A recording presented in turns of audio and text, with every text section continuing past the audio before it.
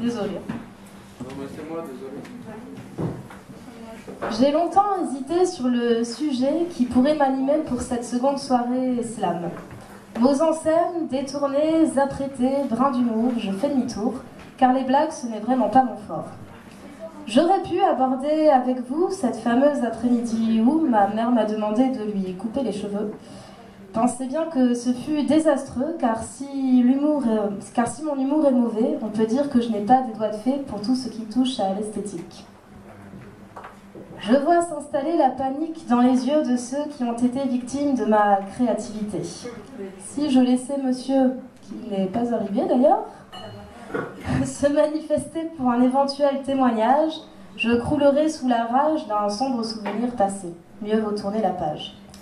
Alors, je ne vois rien de mieux que de vous parler de la prunelle de mes yeux. Mon grand amour, au fil des jours, j'ai appris à apprécier avec précision, n'y voyez aucune dérision, ton doux duvet, tes baisers de bave et ces moutons de poils qui tendent à s'étendre sur le sol de mon appartement. Naboo, oui, c'est un chat. J'ai même amené une petite photo. Vous avez le droit de dire qu'elle est horrible. Hein. Donc ce n'est pas le mien. N'y voyez aucune animosité, mais lorsque j'ai pris l'homme, j'ai dû récupérer son chat. Enfin, la chose. C'est une boule de graisse qui se traîne sans allégresse et dilapide son horrible toison dans chaque recoin de mon salon.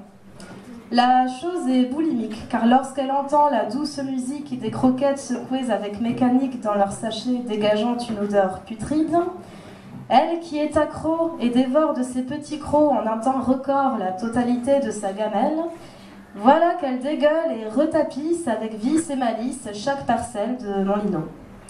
Avant de rencontrer son maître, je n'avais jamais eu le bonheur de connaître un chat qui recule au fur et à mesure qu'il régurgite.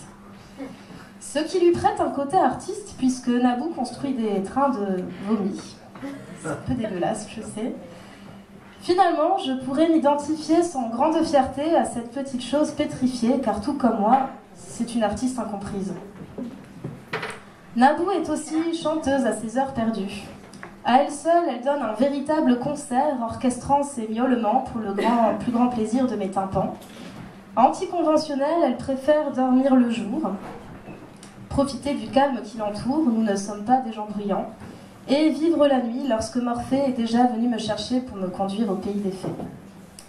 Le salon devient son terrain d'aventure et c'est avec désinvolture qu'elle enfonce ses petites griffes dans le corps meurtri de mon joli canapé gris.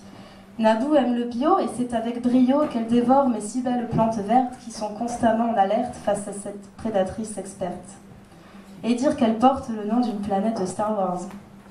Un astre, ce n'est pas un désastre sur pattes, c'est un corps céleste tandis que Naboo n'a pas un zeste de grâce.